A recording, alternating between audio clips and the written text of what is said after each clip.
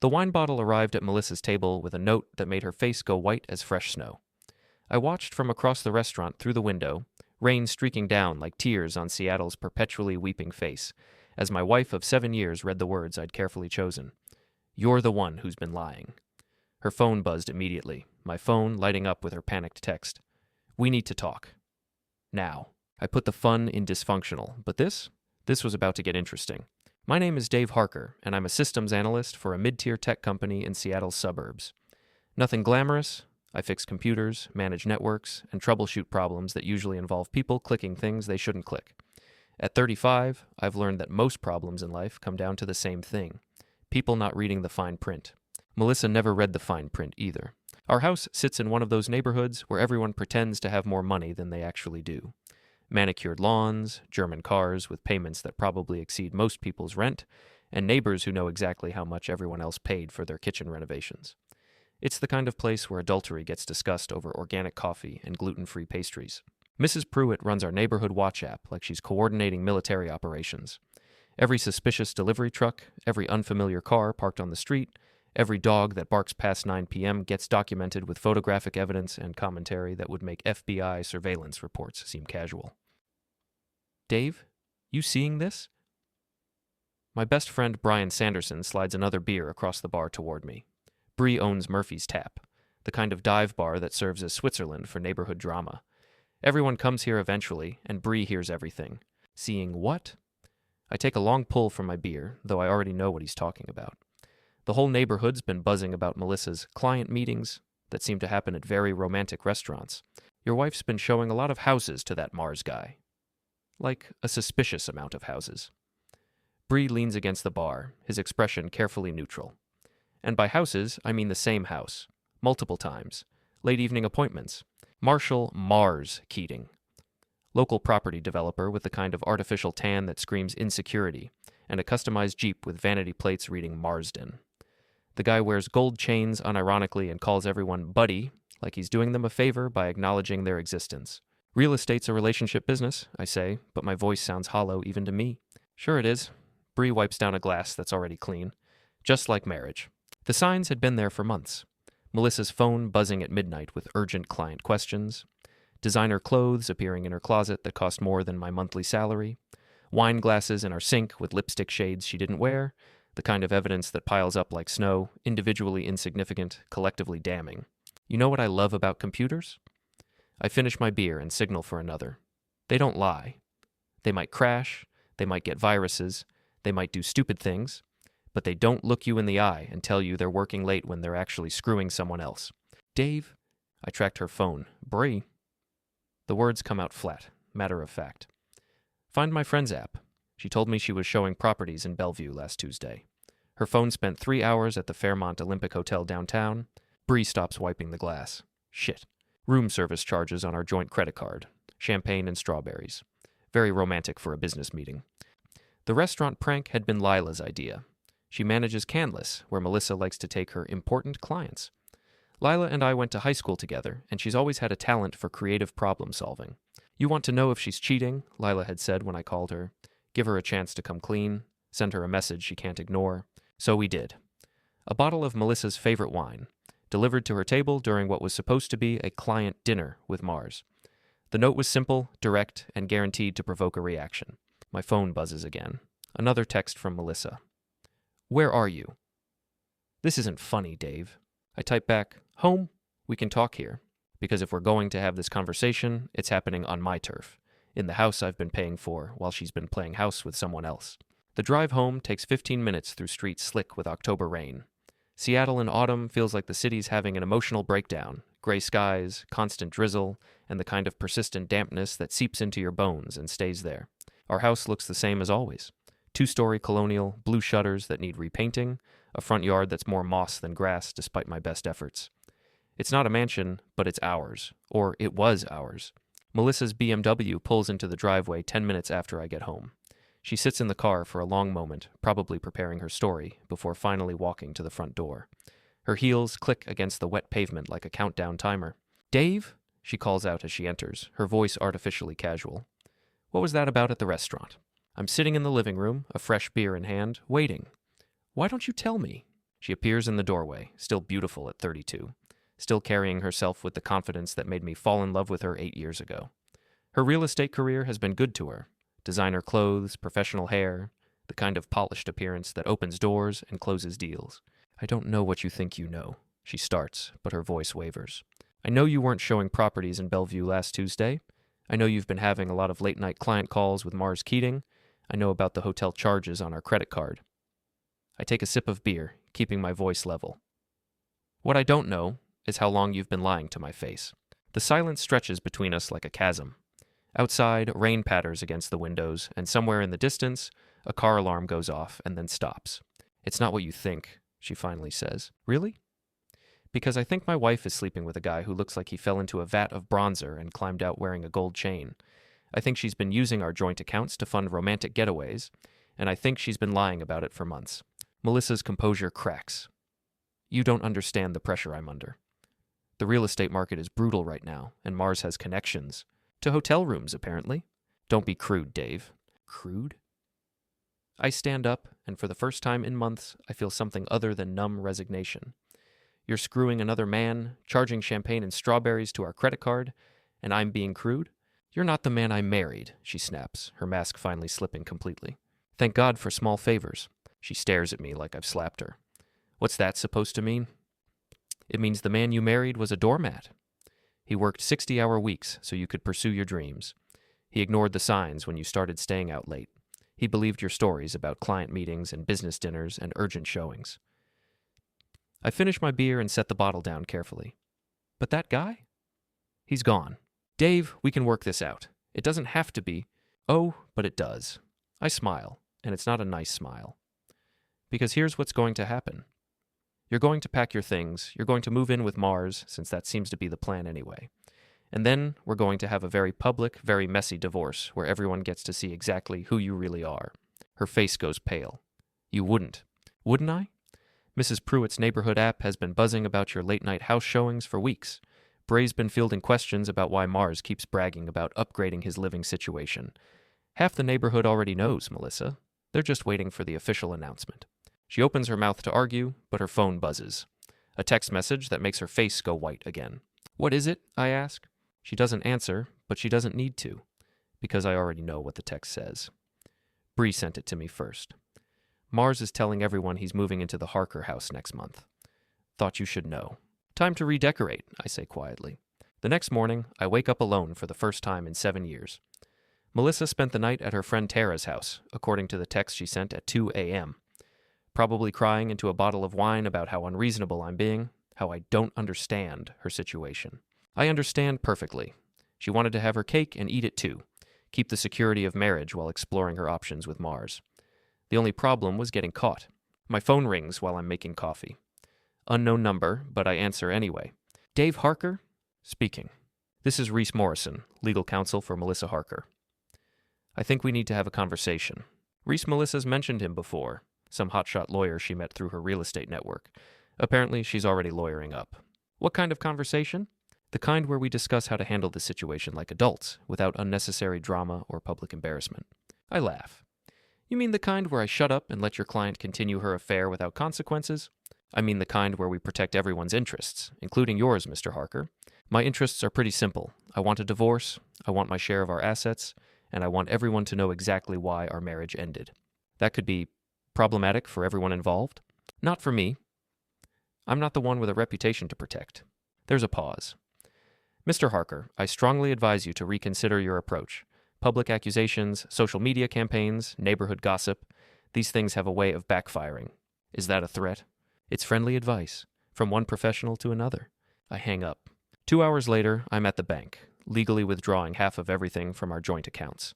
It's not stealing, it's protecting my interests, as Reese so eloquently put it. The teller, a middle-aged woman named Janet, processes the transactions with professional discretion, but I can see the curiosity in her eyes. Having some work done on the house? She asks, making conversation as she counts out cashier's checks. Something like that. Home improvements. From the bank, I drive to public storage and rent a unit. Then I call Vince Patterson, an ex-cop who runs a small security company. We've never met, but Bree recommended him. And right now, I need someone with experience in protective services. You want me to do what? Vince asks when I explain the situation. I want you to help me move some furniture, legally. Everything in that house belongs to both of us, which means I have every right to put my half in storage. And your wife is welcome to do the same with her half, assuming she can figure out which half is hers. Vince is quiet for a moment. This is about the affair. This is about protecting my assets during a divorce proceeding. Right, he chuckles. When do you want to start? That afternoon, while Melissa is presumably showing actual houses to actual clients, Vince and I begin the careful process of relocating her belongings. Not everything. That would be theft. Just her things, her clothes, her jewelry, her expensive skincare products, her collection of wine that costs more per bottle than most people spend on groceries in a week. We're methodical, professional, and completely legal. Every item gets photographed and documented. Every box gets labeled and inventoried. If this goes to court, I want a paper trail that shows exactly how reasonable and fair I've been. Nice furniture, Vince comments as we load Melissa's antique dining room set onto the truck. Wedding gifts from her parents. They never liked me much. Thought she was marrying beneath her station. What do you do for work? I fix computers, manage networks, troubleshoot problems. Good work. Steady. Not glamorous enough for the Whitmore family. They wanted Melissa to marry a doctor or a lawyer, someone who'd look good at country club dinners. Instead, she married someone honest. Apparently that wasn't enough. We work in comfortable silence after that, two professionals handling an unpleasant but necessary job. By the time we finish, the house looks different. Not empty, but edited. Like someone took a careful eraser to half of our shared life. My phone buzzes. Text from Melissa. Coming home. We need to talk. I text back. Doors open. Your stuff is in storage unit 247 on Highway 99. Rent's paid through the end of the month. Then I sit down to wait. She arrives 20 minutes later, and I hear her footsteps stop in the entryway. Then faster footsteps as she moves through the house, checking each room, her heels clicking against hardwood floors that suddenly echo more than they used to. Dave! Her voice carries a note of panic. Dave, where is everything? Storage unit, I call back. Like I said in the text. She appears in the living room doorway, her face flushed with anger and something that might be fear. You can't just take my things? I didn't take them. I moved them. There's a difference. This is my house, too. Absolutely. Which is why your belongings are safely stored until we can work out a fair division of assets. Everything's documented, photographed, and inventoried. Very professional. She stares at me like I've grown a second head. What happened to you? I got tired of being married to a stranger. I made one mistake. One mistake? I stand up, and she takes a step backward. Melissa, you've been planning this for months. The late nights, the mysterious phone calls, the hotel charges, the new clothes, the way you've been pulling away from everything we built together. This wasn't a mistake. This was a strategy. That's not true. Really? Then explain Mars telling everyone he's moving into our house next month. Her face goes white again. He said that? Half the neighborhood heard him, at Murphy's Tap last Friday night, buying drinks for everyone and talking about his upgrade. Very romantic. She sinks into the remaining chair, mine, which I deliberately left behind. It's not like that. Then what is it like? For a moment, I think she might actually tell me the truth. Her shoulders slump, her carefully maintained composure cracks, and she looks like the woman I married instead of the stranger she's become. I felt trapped, she says quietly. Like my life was just routine. Work, home, dinner, television, sleep, repeat. I wanted something exciting. So you decided to blow up our marriage. I decided to feel alive again. And Mars makes you feel alive? She doesn't answer, but she doesn't need to. The silence says everything. Well, I say finally, I hope it was worth it. Dave, because here's what happens next. Tomorrow, I'm filing for divorce. I'm citing adultery, and I have evidence. Hotel receipts, credit card statements, witness testimony, and a neighborhood full of people who've been watching you sneak around for months. You don't have to make this public. Actually, I do. Because the alternative is letting you and Mars waltz off into the sunset while I pretend none of this happened. And I'm done pretending. She stands up, her lawyer face sliding back into place. Reese says you could be charged with harassment if you start spreading rumors. Reese can kiss my ass, and they're not rumors if they're true. This doesn't have to be ugly, Dave. I look around our edited living room, at the spaces where her belongings used to be, at the woman who used to be my wife standing in the doorway like a stranger asking for directions. Melissa, I say quietly, it's already ugly. The only question now is whether you want to handle this with dignity or if you want me to start sharing those hotel photos I found on your phone. Her face goes pale. You went through my phone? Find My Friends app, remember? You left it logged in on the iPad. Very convenient for checking your location history. She opens her mouth to say something, but her phone buzzes. A text that makes her face flush red. Let me guess, I say. Mars wondering where you are? She doesn't answer, but she turns and walks toward the door. Melissa? She stops without turning around. Tell Mars I said thanks. For helping me remember who I used to be before I got comfortable being your doormat. The front door closes behind her with a sound like a period at the end of a sentence. Mars's customized Jeep appears in my driveway the next morning like a golden middle finger. Vanity plates gleaming, chrome details sparkling in the weak October sunlight, parked right where Melissa's BMW used to sit. The symbolism is about as subtle as a brick through a window. I'm watching from the kitchen window, drinking coffee and planning my day, when Mrs. Pruitt's ancient Buick creeps past for the third time in 10 minutes. She's documenting the Jeep's presence for the neighborhood app, probably crafting a post about suspicious vehicles and declining property values. My phone buzzes, text from Bree. Saw Mars at the hardware store buying moving boxes. Thought you should know. Moving boxes. The audacity is almost impressive. The man is literally planning to move into my house while the divorce isn't even filed yet. I finish my coffee and head to the garage where I keep my fishing gear. Not because I fish, I hate fishing, but because Melissa bought me a complete setup for my birthday 3 years ago, back when she still pretended to care about my hobbies. The tackle box contains everything a suburban systems analyst might need for minor acts of creative expression, including a package of frozen shrimp I picked up yesterday just in case an opportunity presented itself. Mars's Jeep sits in my driveway like it belongs there. The exhaust pipe is easily accessible, positioned at just the right height for someone to, hypothetically, insert foreign objects without being seen from the street. I'm not vandalizing anything. I'm not causing permanent damage. I'm simply introducing an organic element into an enclosed space and letting nature take its course. The shrimp fit perfectly into the exhaust pipe, tamped down gently with a fishing rod until they're completely hidden. In this cool October weather, it'll take a day or two for the magic to happen. But when it does, Mars's golden chariot is going to smell like low tide at a sewage treatment plant. Dave? A voice behind me makes me jump. I turn around, expecting to see Mrs. Pruitt with her camera phone, but it's Trina, my younger sister. She's standing at the edge of the driveway, her tattoo-covered arms crossed, studying Mars's Jeep with professional interest. Trina, what are you doing here? Heard you were having some domestic drama. Thought I'd check on my big brother. She walks closer, her boots crunching on the wet leaves scattered across the driveway. Nice ride. Very compensatory. Trina owns a tattoo shop in Capitol Hill and has never met a social convention she couldn't demolish with sarcasm. At 29, she's everything Melissa isn't, direct, honest, and completely unimpressed by people who think money equals class. Melissa's boyfriend, I explain. He's apparently moving in. While we're still married, Trina walks around the Jeep, examining it like she's appraising livestock. Custom paint job, aftermarket wheels, sound system that probably costs more than most people's cars. And is that? She leans closer to look at the license plate. Marsden? His name is actually Mars. Marshall Keating. Mars is his business name. Of course it is. She straightens up, grinning. Please tell me you're not just going to roll over and let this happen. Define roll over. I mean, please tell me you have a plan that involves public humiliation and social destruction. I think about the shrimp currently nestled in Mars's exhaust system. I might have some ideas. Good. Because Melissa always thought she was better than our family. Time to remind her where she came from. We're interrupted by the sound of voices from inside the house. Melissa's voice and Mars's deeper rumble. They're inside my house, probably planning their next move. Want to meet him? I asked Trina. Oh, absolutely. We walk through the front door to find Melissa and Mars in the living room, examining the spaces where her furniture used to be. Mars is exactly what you'd expect. Spray-tanned, gold-chained, and wearing the kind of expensive casual clothes that scream, I have money, but no taste. Dave, Melissa says when she sees us, we need to discuss the living arrangements. No, we don't. You don't live here anymore. Actually, Mars steps forward, extending his hand like we're meeting at a cocktail party. I think we got off on the wrong foot.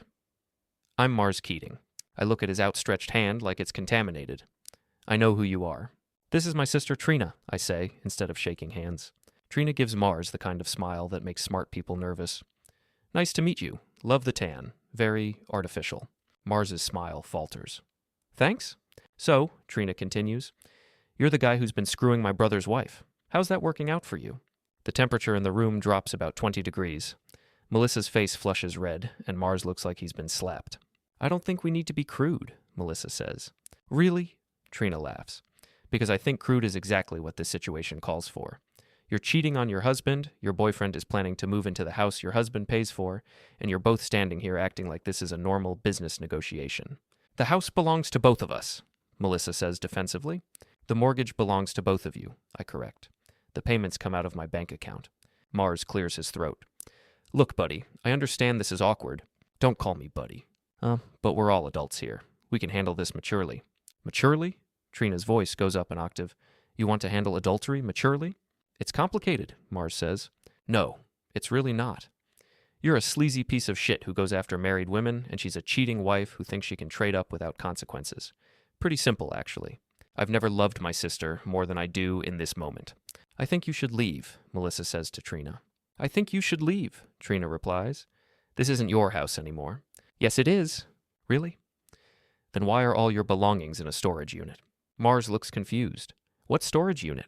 Melissa's face goes white. She hasn't told him about yesterday's furniture relocation? Interesting. Dave moved all her stuff out yesterday, Trina explains helpfully. Very professional job. Everything documented and inventoried, almost like he's preparing for a divorce or something. You moved her stuff? Mars's voice carries a note of anger now. I moved her stuff. Legally, with witnesses and documentation. That's harassment. That's property management. Everything in this house belongs to both of us, which means I have every right to secure my assets. Your assets? Mars steps closer, and I can smell his cologne, something expensive and overwhelming. What about her assets? Her assets are safely stored and available whenever she wants them, along with an itemized list and photographic evidence of their condition. You can't just kick someone out of their own house? I'm not kicking anyone out. I'm simply clarifying who lives here and who doesn't. Mars's face is getting red now, his carefully maintained composure starting to crack. This is bullshit, buddy. I told you not to call me buddy. What are you going to do about it? The question hangs in the air like a challenge. Melissa looks nervous, Trina looks delighted, and Mars looks like he's expecting me to back down. Instead, I smile. You know what? You're right. This is complicated, and we should handle it maturely. Why don't we continue this conversation somewhere more public? Say Murphy's Tap, tonight around 8. I'll buy the first round. Mars looks confused by the invitation, but his male ego won't let him back down. Fine. We'll settle this like men. Perfect. See you there. After they leave, Trina grins at me like I've just announced Christmas is coming early. Murphy's Tap? She says. You're going to publicly humiliate him. I'm going to have a civilized conversation about the future of my marriage. In front of half the neighborhood. If half the neighborhood happens to be there, that's not my fault.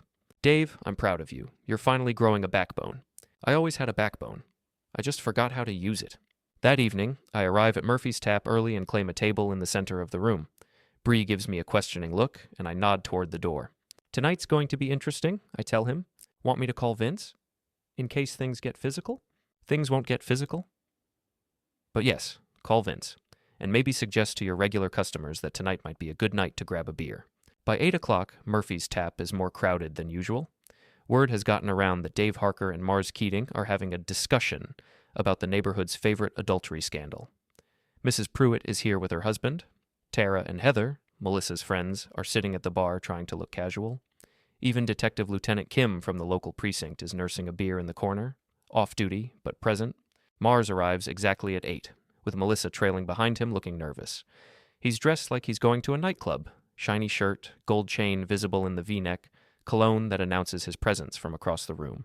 Buddy, he calls out, loud enough for everyone to hear. Ready for that drink? I stand up and extend my hand. This time, he takes it, and immediately regrets it, because I've spent the last hour handling ice cubes, and my handshake is cold, firm, and lasts exactly 3 seconds longer than comfortable. Mars, thanks for coming. What are you drinking? Whiskey, top shelf. Of course he is. I signal Bree, who brings over a bottle of the most expensive whiskey in the house and 3 glasses. So, Mars says, settling into his chair like he owns the place, let's talk about this situation. Absolutely. I'm curious about your long-term plans. My plans? For the house? Melissa's mentioned you're thinking of moving in. Mars glances around the room, suddenly aware that we have an audience. Well, that depends on a lot of factors. Such as whether you're going to be reasonable about this. I pour whiskey into all 3 glasses and slide one toward him. Define reasonable. Look, buddy, I keep telling you not to call me buddy. Dave, this doesn't have to be complicated. Melissa's not happy, you're not happy. Sometimes people grow apart. Sometimes people cheat. The word hangs in the air like a smoke alarm.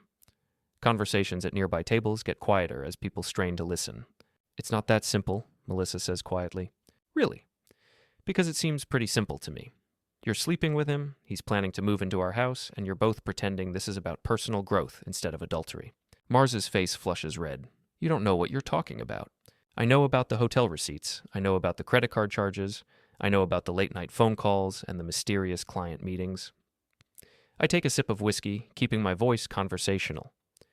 What I don't know is why you thought I wouldn't find out. Because you're a computer nerd who spends his life hiding behind a desk, Mars snaps, his composure finally cracking. You don't know anything about what a real woman needs. The entire bar goes quiet. A real woman, I repeat. You mean a real woman needs someone who drives a golden Jeep with vanity plates? She needs someone who can give her excitement, adventure, a real life instead of suburban mediocrity. Excitement, like sneaking around behind her husband's back? Excitement, like being with a man who isn't afraid to take risks. I nod thoughtfully. Speaking of risks, how's your Jeep running? Mars looks confused. What? Your Jeep? Beautiful vehicle, custom paint job, aftermarket everything. Must be expensive to maintain. It runs fine. Why? Just curious. I noticed it was parked in my driveway this morning. Wanted to make sure everything was working properly. Something in my tone makes him suspicious, but he can't figure out what. It runs great, he says defensively. Good to hear, because I'd hate for you to have car trouble, especially with winter coming. Nothing worse than being stranded somewhere with a vehicle that doesn't work properly. Mars stares at me like he's trying to solve a puzzle, but before he can respond, his phone buzzes. He glances at it and frowns. Problem? I ask. My neighbor says something smells like dead fish in the parking lot. He looks up. Probably just the dumpster. Probably. But I'm smiling now, and Mars doesn't like my smile. What's so funny? Nothing. Just thinking about how things have a way of working out. Mars's phone buzzes again. This time he answers it. What? No, I'm not near my car. What do you mean it smells like a fish market? The conversation continues for another minute, with Mars's voice getting progressively more agitated. When he hangs up, his face is flushed with anger and confusion. I have to go, he says abruptly. Car trouble? I ask innocently. He doesn't answer, just stands up and stalks toward the door. Melissa hurries after him, shooting me a look that could melt steel. The bar stays quiet until they're gone, then erupts in laughter and conversation. Mrs. Pruitt is already typing furiously on her phone, probably updating the neighborhood app with a minute-by-minute account of the evening's entertainment. Bree slides into the chair Mars vacated. What did you do? I introduced some organic material into his exhaust system. Shrimp? Shrimp. Dave, you magnificent bastard. Lieutenant Kim appears at our table, still off duty but clearly interested in the evening's events. Everything okay here? She asks. Just a friendly conversation about marriage and property rights, I tell her. Uh-huh. And the car situation? What car situation? She studies my face for a moment, then grins. Carry on, Mr. Harker. Just keep it legal. Always do, Lieutenant. As she walks away, my phone buzzes with a text from an unknown number. This isn't over, buddy. I show the text to Bree, who laughs and shakes his head. You know this is just the beginning, right? He says. I'm counting on it. Because Mars is right about one thing, this isn't over. It's just getting started. And tomorrow, when his golden Jeep smells like a fish market in August, the whole neighborhood is going to know exactly what happens when you mess with the wrong computer nerd. 3 weeks later, Mars's Jeep still smells like low tide, despite 2 professional cleanings and a complete exhaust system replacement. The shrimp incident has become neighborhood legend, discussed in hushed tones at coffee shops and documented extensively on Mrs. Pruitt's Crime Watch app. But that's just the opening act. The real show begins when Clarice Keating calls me on a Tuesday morning in November. Mars's ex-wife has been watching the neighborhood drama unfold with professional interest, and she has information to share. Dave, this is Clarice, Mars's first wife. I think we should talk. We meet at a coffee shop in Fremont, far enough from the neighborhood to avoid gossip, but close enough to make it convenient. Clarice is nothing like what I expected. Mid-30s, professionally dressed, with the kind of quiet competence that comes from surviving a marriage to someone like Mars. He did the same thing to me, she says without preamble. The affair, the lies, the plan to move his girlfriend into our house while we were still married. What happened? I fought back. Took him to court, exposed his financial irregularities, made sure everyone knew exactly who he really was. She slides a manila folder across the table. Tax records, business filings, complaints from former clients. All public information, but compiled in one convenient package. I flip through the documents. Mars's property development business is built on a foundation of unpaid taxes, questionable permits, and angry investors.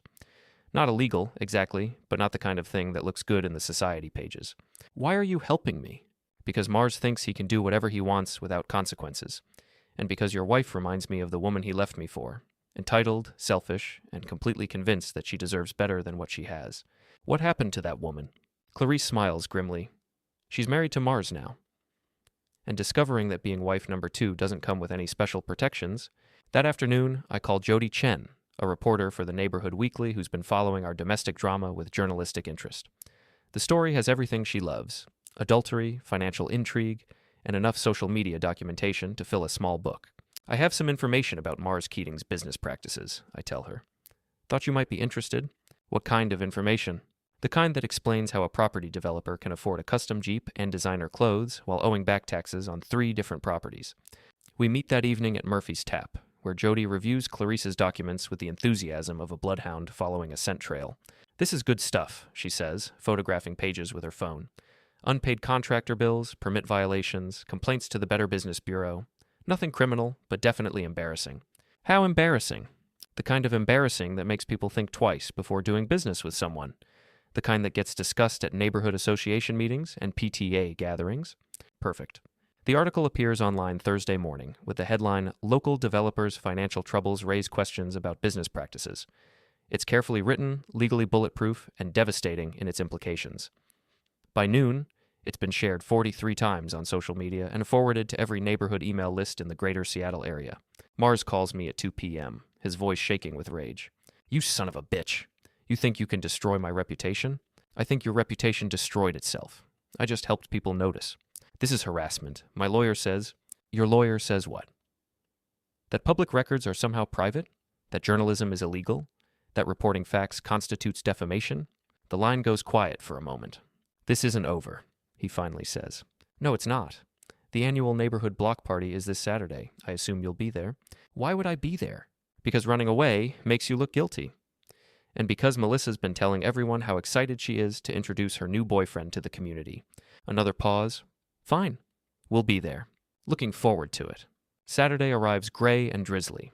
Typical Seattle autumn weather that doesn't stop anyone from setting up folding chairs and portable grills along our street. The annual block party is a neighborhood institution. 3 hours of forced socialization, potluck casseroles, and carefully managed gossip. This year, it's also going to be a public execution.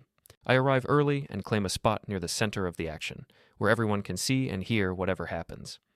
Trina helps me set up a folding table loaded with beer, chips, and the kind of snacks that encourage people to linger and socialize.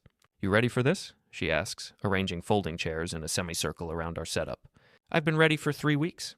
Mrs. Pruitt appears with her husband and a folding wagon loaded with enough food to feed a small army. She's been documenting every development in our neighborhood drama, and today feels like Christmas morning to her. Dave, she calls out, waving enthusiastically. Such an exciting day. Should be interesting. I agree. By 2 o'clock, the street is filled with neighbors, kids running between the food tables, and the kind of forced festivity that comes from people who see each other every day trying to pretend they're having fun together. Mars and Melissa arrive at 2:30, fashionably late, and dressed like they're attending a garden party in the Hamptons. Mars is wearing white pants, in November in Seattle, and Melissa has on a dress that costs more than most people's monthly mortgage payments. They look like they're trying to prove something. Dave, Mars calls out, his voice carrying across the crowd. Great party. Thanks for coming. What follows is 3 hours of the most exquisitely uncomfortable social theater I've ever witnessed. Mars tries to work the crowd like a politician, introducing himself to neighbors who've already read about his financial troubles and heard about his role in breaking up the Harker marriage. Melissa clings to his arm, smiling with the desperation of someone who knows she's made a terrible mistake but can't figure out how to fix it. Meanwhile, I play the perfect host, friendly, gracious, and completely relaxed. I introduce Mars to people who've already formed opinions about him. I make sure everyone knows about Melissa's new living situation. I share funny stories about married life and the challenges of starting over. And I wait. The explosion comes at 4:15, triggered by something so small and ridiculous that it's perfect in its symbolism. Mars is holding court near the beer table, telling a group of neighbors about his latest property development project, when a kid's frisbee hits his white pants and leaves a grass stain on the knee. Hey, Mars shouts at the 8-year-old who threw it. Watch where you're throwing that thing. The kid, startled by the adult yelling at him, starts to cry. His mother, Jennifer Walsh, rushes over to comfort him. It was an accident, she says to Mars. He's just a kid. He should be more careful. He's 8 years old. Then maybe he shouldn't be playing with toys he can't control. The crowd goes quiet. Yelling at children during a neighborhood block party is a social crime roughly equivalent to kicking puppies. Mars, Melissa says quietly, it's fine. It's just a grass stain. It's not fine. These pants cost $300. $300 for white pants in November in Seattle. The silence stretches until Mrs. Pruitt's husband, a retired Boeing engineer named Frank, starts laughing. $300, Frank repeats, for pants. They're designer, Mars says defensively. They're ridiculous, Frank replies, and suddenly half the crowd is laughing. Mars's face flushes red. What's so funny? You are, says Trina, who's been waiting for exactly this moment. Standing there in your $300 white pants, yelling at a kid for playing frisbee, acting like you're some kind of victim. I am a victim of harassment and character assassination. Really? Because from where I'm standing, you look like a guy who's been screwing another man's wife and complaining about the consequences. The crowd goes dead silent again, but this time it's the silence of people watching a car accident happen in slow motion. That's between adults, Mars says, his voice rising. It has nothing to do with anyone else. Actually, I say, stepping forward, it has everything to do with everyone else. Because you've been bragging about moving into my house. You've been telling people about your plans to upgrade your living situation. You've been treating our marriage like it's your personal real estate opportunity. Your marriage was already over. My marriage was over when my wife decided to cheat. But that doesn't give you the right to move into my house, spend my money, and act like you're doing me a favor. Mars takes a step toward me, his fists clenched. You want to settle this like men? I thought that's what we were doing. I mean, really settle it. The crowd forms a circle around us, kids pushed behind their parents, phones coming out to record whatever happens next. This is the moment everyone's been waiting for. The final confrontation between the wronged husband and the home wrecker. Mars swings first, a wild haymaker that telegraphs itself from 3 counties away. I step aside, and he stumbles past me into the folding table, sending chips and beer flying everywhere. The crowd gasps, but before anyone can react, Mars slips on the spilled beer and goes down hard, landing face first in Mrs. Pruitt's potato salad. He comes up sputtering, covered in mayonnaise and potato chunks, his $300 white pants now decorated with grass stains, beer, and food debris. You son of a bitch, he screams, lunging at me again. This time, I don't even have to move. Mars slips on the wet grass and goes down again, this time landing in the kiddie pool that the Walsh family set up for their 8-year-old. The splash is magnificent. Mars surfaces like a breaching whale, soaked to the skin, his spray tan running in orange streams down his face, his gold chain tangled in pond weeds that someone's kid had been collecting. The entire neighborhood explodes in laughter. Mars. Melissa rushes toward the kiddie pool, but she's wearing heels, and the grass is wet, and physics is unforgiving. She goes down too, her expensive dress now decorated with mud and grass stains. They sit there in the kiddie pool together, soaked and humiliated, while 40 neighbors laugh and take pictures and share videos that will be circulating on social media within the hour. Lieutenant Kim, who's been watching from the edge of the crowd, steps forward. Everyone okay here? She asks, but she's smiling. Just a little accident, I say. Mars slipped. Twice, adds Trina helpfully. I want to press charges, Mars shouts from the kiddie pool. He assaulted me. Really? Lieutenant Kim looks around at the crowd. Anyone see an assault? 40 neighbors shake their heads in unison. Looked like you slipped, says Frank Pruitt. Twice?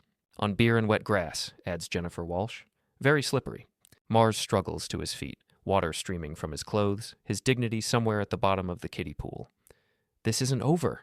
Actually, I say, it is. I pull out my phone and show him the screen. It's displaying a real estate listing, our house posted for sale that morning. The house goes on the market Monday.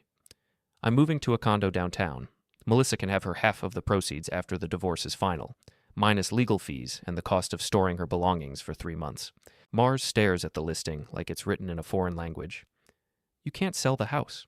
Actually, I can. It's a joint asset, and I have every right to liquidate my investment, especially since my wife has made it clear she'd rather live somewhere else. Where am I supposed to live? I hear there are some nice apartments available.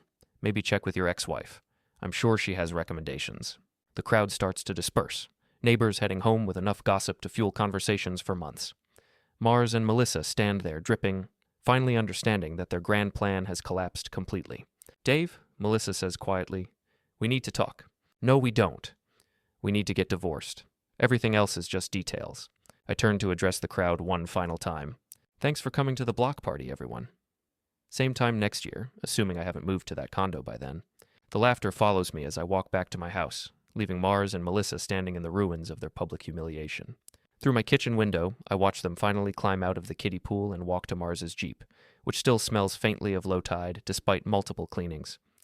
They drive away without looking back, and I know they won't be returning. The divorce papers are already filed. The house will sell within a month. It's a good neighborhood, despite the recent drama. Melissa will get her half of the proceeds, minus expenses, and discover that adultery is expensive in ways she never calculated. Mars will find new victims eventually, but his reputation in this community is permanently destroyed. The video of him falling into the kiddie pool will follow him for years, shared and reshared whenever someone needs a good laugh. And me? I'll move to that downtown condo, start dating again, and remember what it feels like to be married to someone who actually wants to be married to me. Mrs. Pruitt knocks on my door an hour later, carrying a plate of cookies and wearing the expression of someone who's just witnessed the greatest entertainment of her life. "Dave," she says, "that was the best block party we've ever had." "Thanks, Mrs. Pruitt." "Are you really moving?" "Really moving?" "Well," she says, "wherever you go, I hope your neighbors appreciate what a good man you are." I take the cookies and watch her walk back across the street to her house, where she'll spend the evening updating the neighborhood app with a detailed account of the day's events. My phone buzzes with a text from Trina. "Best revenge ever. Proud of you, big brother." I text back, "Thanks. Couldn't have done it without the shrimp." "What shrimp?" "Never mind. Inside joke." I sit on my front porch with Mrs. Pruitt's cookies and a beer, watching the sunset over a neighborhood that will never quite be the same. Tomorrow, the cleanup begins. Lawyers and real estate agents and the mundane business of dismantling a marriage. But tonight, I'm just going to sit here and enjoy the quiet satisfaction of a job well done. The last text of the day comes from an unknown number. "You won, buddy? Congratulations." I delete it without responding. Because this was never about winning or losing. It was about remembering who I used to be before I got comfortable being someone's doormat. And now I remember.